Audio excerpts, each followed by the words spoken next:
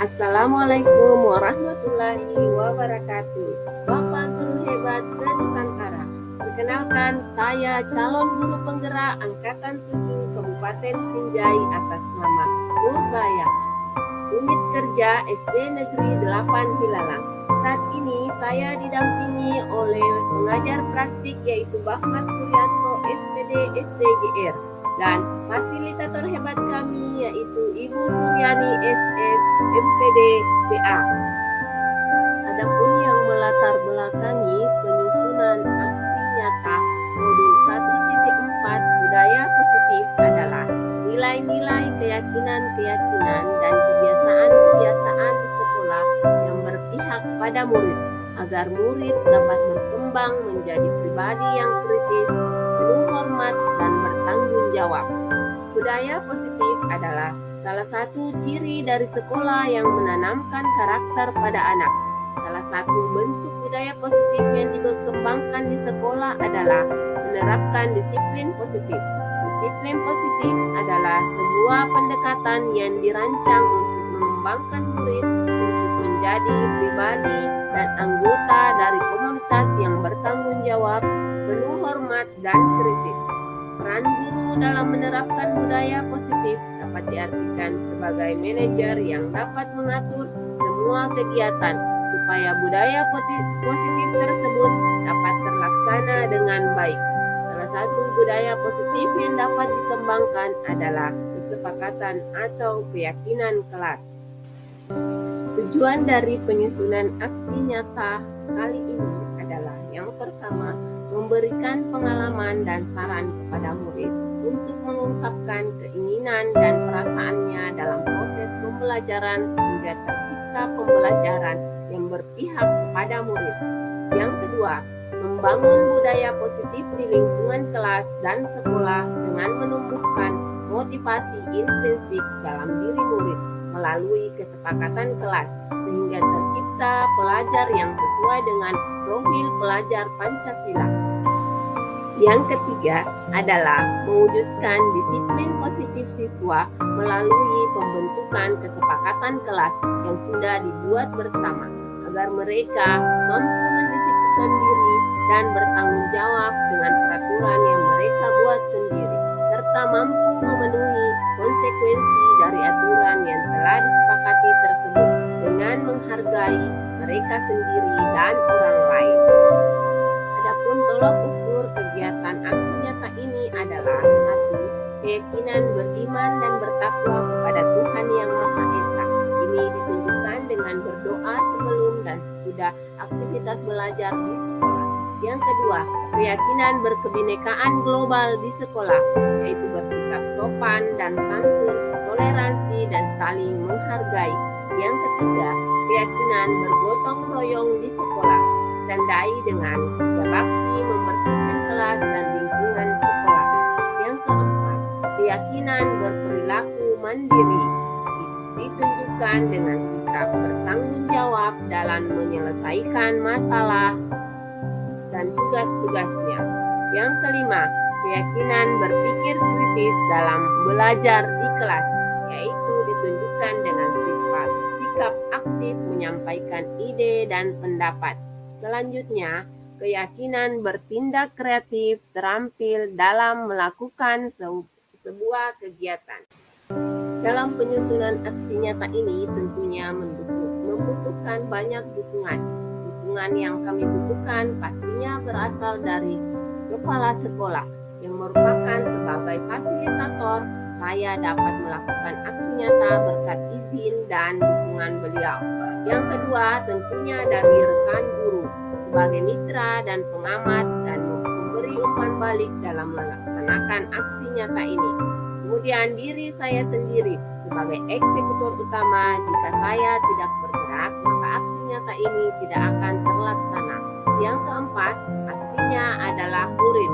Muridlah motivasi saya dalam melakukan aksi nyata ini.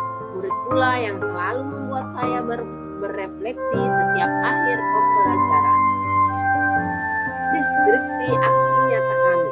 Yang pertama adalah aksi nyata keyakinan kelas dan yang kedua adalah sosialisasi pemahaman budaya positif.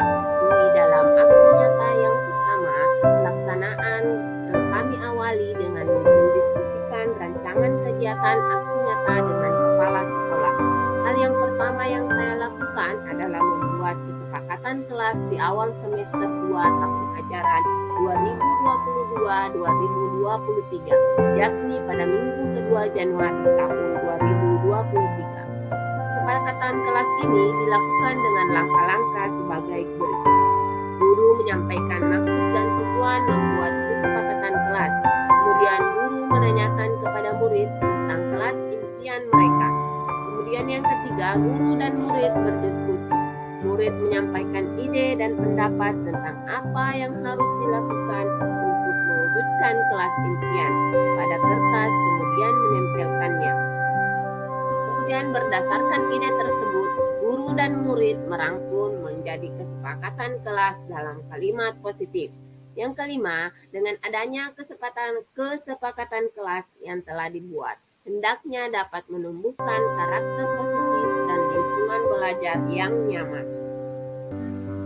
Selanjutnya, aksi nyata yang kedua adalah pelaksanaan sosialisasi kepada rekan sejawat di SD Negeri 8 Hilalang yang terdiri dari 12 tenaga pendidik dan tenaga kependidikan. Sosialisasi ini berupa pemahaman dan penerapan budaya positif di lingkungan sekolah.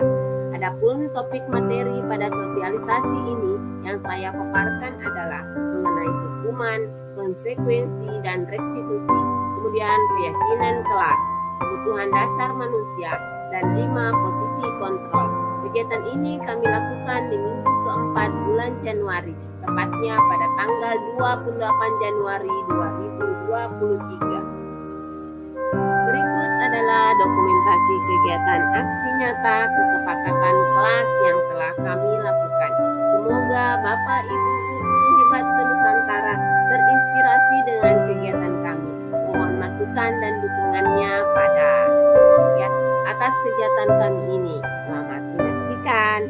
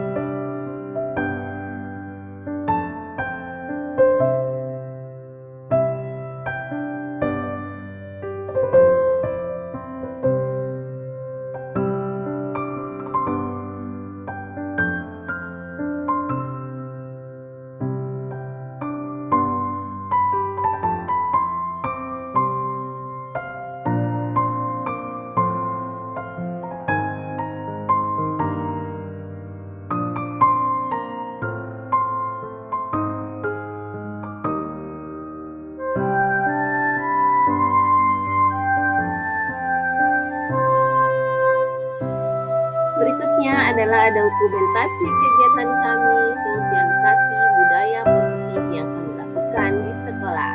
Selamat menyaksikan.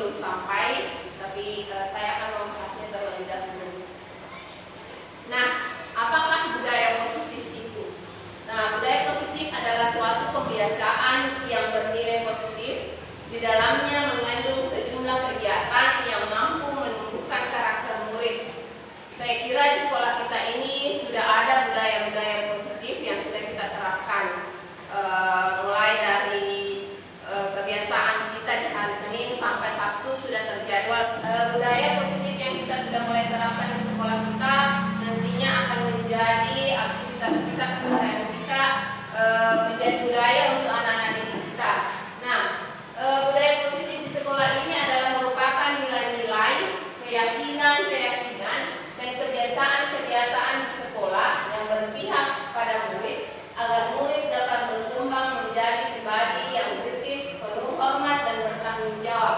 Nah, seperti yang beberapa hari lalu Pak Mursalim telah memaparkan tentang itu Pak Pasar Madeceng untuk budaya kita di Kabupaten Sinjai pada khususnya memberikan pemahaman-pemahaman atau memberikan nasihat-nasihat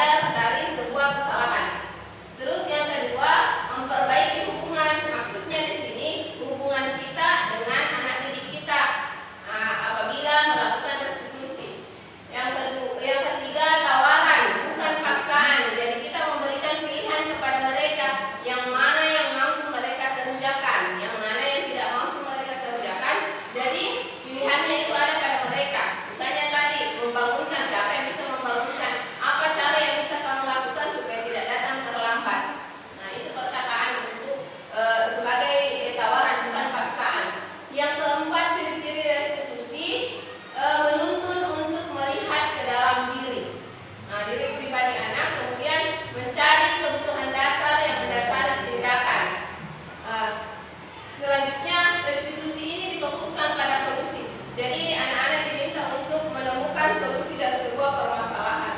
Saya kira tentang restitusi ini sangat cukup jelas. Tinggal bagaimana kita sebagai seorang pendidik mampu menerapkan itu. Kalau toh belum mampu melakukan restitusi, kita paling tidak di bagian konsekuensi supaya kita bisa bersikap netral.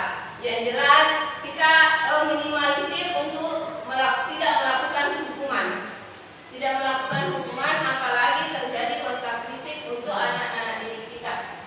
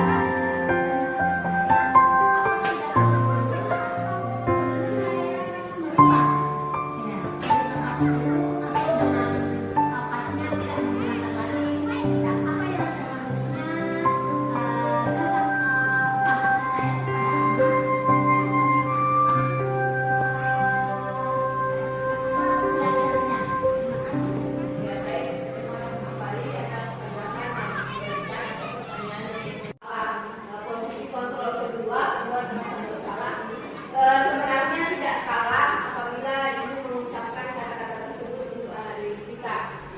Guru berbuat, ini ada, guru berbuat, berceramah dan mengatakan seharusnya begini, ibu kecewa. Itu akan membuat rasa bersalah, tetapi dampaknya pada murid akan merasa rendah diri, tetapi murid akan berkata, maafkan saya, pastinya itu. Tapi kalau mereka tidak mengucapkan secara langsung, mereka akan merasa, oh, ibu kecewa sama saya. Saya harus memperbaiki diri saya supaya ibu tidak merasa kecewa dengan perbuatan saya. Dengan begitu mereka akan berlaku lebih baik lagi dari apa yang telah mereka melakukannya sebelumnya. Paling tidak, kalau misalnya tidak langsung mengerjakan, paling tidak sedikit-sedikit mengubah. Jadi kalau misalnya posisi itu sebenarnya tidak salah, membuat rasa bersalah, tetapi dilihat juga situasinya seperti apa, dan jangan sering-sering melakukan hal tersebut. Jangan sampai itu menjadi sebuah. Karena selanjutnya begini. Suatu saat kalau ada mulai perubahan pada diri anak didik kita, artinya berikanlah syukur. Oh, alhamdulillah, kamu sudah mulai sedikit berubah. Artinya akan membangkitkan rasa percaya diri mereka. Pasti akan begitu, membangkitkan rasa percaya diri mereka. Oh, aku iman ibu, pastinya begini. Saya sudah mendapatkan kesempatan itu. Artinya mereka tidak akan melakukan hal serupa lagi. Ya, seperti itu. Penjelasan dari saya. Dan kalau misalnya ada teman-teman atau bapak ibu yang ingin bertanya, bisa kita sambil bincang-bincang, bisa istirahat misalnya. Terima kasih banyak atas kesediaan bapak ibu menjelaskan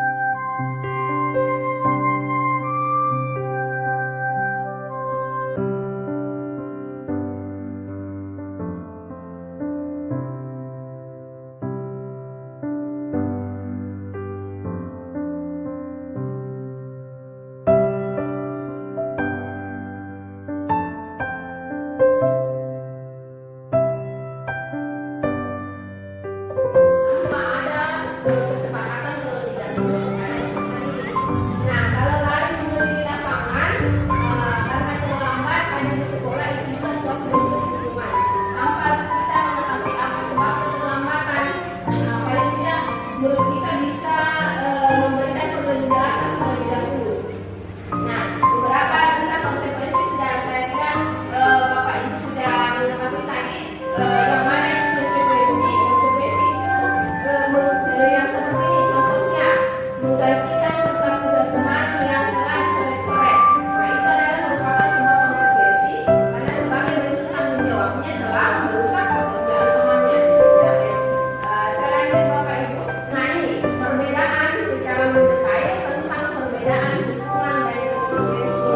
Jangan sampai kita menerapkan hukuman terlalu banyak kepada peserta didik kita, tetapi konsekuensi dari perbuatan yang mereka lakukan itu kita tidak tahu, tidak mengetahui lebih dalam lagi.